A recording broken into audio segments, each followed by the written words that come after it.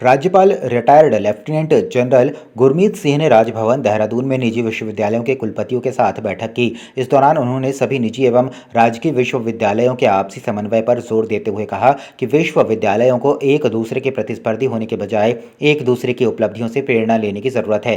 विश्वविद्यालयों के शोध एवं नवाचार का लाभ प्रदेश के साथ साथ देश को मिले और वे एक दूसरे से अनुभवों का लाभ लें। राज्यपाल ने विश्वविद्यालय के कुलपतियों से अपेक्षा की है कि वे उत्तराखंड के मोटे अनाजों यानी मिलेट्स के क्षेत्र में यहां पर उत्पादित शहद के क्षेत्र में, होम स्टे के क्षेत्र में और स्वयं सहायता समूहों को सहयोग के साथ साथ पलायन को रोकने के लिए शोध एवं अनुसंधान के माध्यम से सहयोग करें। गणेश चतुर्थी की धूम तीर्थ नगरी में बड़े ही धूमधाम से देखी जा रही है। जगह जगह भगवान गणेश को पंडाल लगाकर विराजमान किया जा रहा है। मुख्य रूप से नगर निगम ऋषिकेश, त्रिवेणी घाट और चंद्रेश्वर नगर में गणपति की धूम बेहद ज्यादा देखने को मिली है। नगर निगम में श्री गणपति सेवा मंडल ऋषिकेश के द्वारा चतुर्थ गणेश महोत्सव मनाया जा रहा है। आज मूर्ति स्थापना का कार्यक्रम हो चुका है। कार्यक्रम में मुख्य अतिथि भाजपा के वरिष्ठ नेता नरेश बंसल पहुंचे हैं। उन्होंने सभी शहरवासियों को गणेश चतुर्थी की बधाई देते हुए सभी के विघ्न हरने की प्रार्थना भगवान गणेश से की है।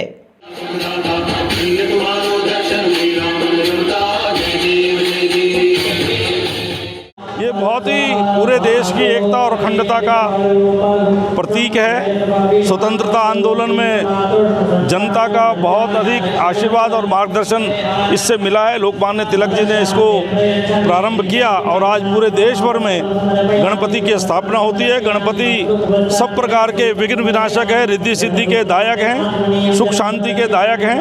हम सब उनकी स्थापना करके पूजा अर्चना करते हैं।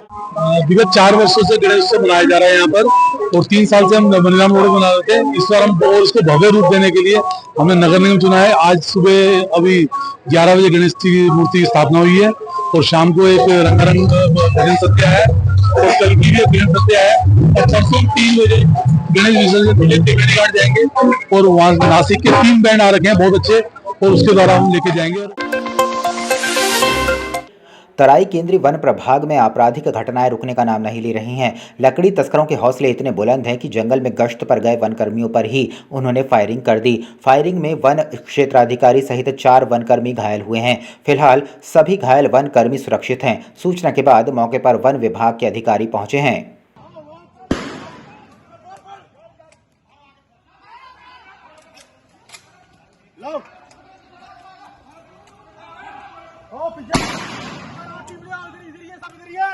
इधर ये लोग भाग रहे हैं। जल्दी आओ जल्दी आओ सब लेके आओ इधर आओ। अरे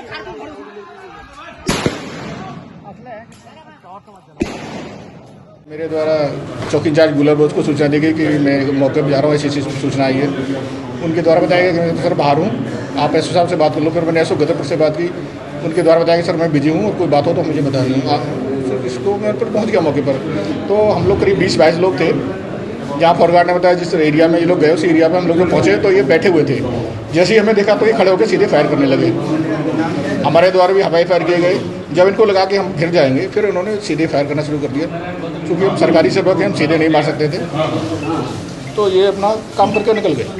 ये पता चला है कि गदरपुर थाना क्षेत्र में जो घटना हुई है उसमें 4 लोग घायल हुए हैं, जिनको बहुत हल्की चोटें आई हैं और गन शॉट इंजरी है, जिसमें कि अभी डॉक्टर से पूछने पर पता चला है कि छर्रे लगे हैं इनको। और वहाँ पुलिस पहुँच गई है, वनकर्मी पहुँचे हुए हैं, जिससे उस क्षेत्र की घेराबंदी की जा रही है। चमोली जनपद के जोशीमठ क्षेत्र की उच्च हिमालयी भ्यूडार घाटी में मौजूद यूनेस्को की विश्व धरोहर स्थल फूलों की घाटी राष्ट्रीय उद्यान इस बार पर्यटकों की आमद का रिकॉर्ड तोड़ने वाला है। यहां प्रकृति प्रेमियों और पर्यटकों के आने का सिलसिला लगातार जारी है। घाटी में रिवर पॉइंट तक पर्यटक आसानी से प्रकृति का आनंद लेते हुए अल्पाइन हिमालयी पुष्पों का दीदार कर रहे हैं। हालांकि अब घाटी में सितंबर माह से शीतकाल की हल्की आहट होने से फ्लावरिंग का सीजन कम होने से प्रेमी और फ्लावर्स के शौकीन पर्यटकों का फ्लो थोड़ा कम हो जाता है। बावजूद इसके घाटी का प्राकृतिक सौंदर्य और दुर्लभ नज़ारे पर्यटकों को इस बार अभी भी आकर्षित कर रहे हैं। श्री बद्रीनाथ तथा केदारनाथ धाम यात्रा में मानसून के बाद आशातीत वृद्धि हो रही है, जिससे श्री बद्रीनाथ केदारनाथ मंदिर समिति उत्साहित है। श्री बद्रीनाथ केदारनाथ मंदिर समिति BKTC अध्यक्ष अजेंद्र अजय ने बताया है कि श्री बद्रीनाथ धाम तथा श्री केदारनाथ धाम में बरसात के बाद अब तीर्थ यात्रियों की संख्या में पर्याप्त वृद्धि हो रही है। प्रत्येक दिन 5000 से अधिक श्रद्धालु दोनों धामों में दर्शन हेतु पहुंच रहे हैं। श्री बद्रीनाथ धाम तथा श्री केदारनाथ धाम यात्रा मार्ग दुरुस्त है। कुछ एक जगहों पर भूस्खलन की घटनाएं हो रही हैं, लेकिन सड़क मार्ग सुचारू है। यात्रा निरंतर चल रही है। आज धामों में रुक रुक कर बारिश हो रही है।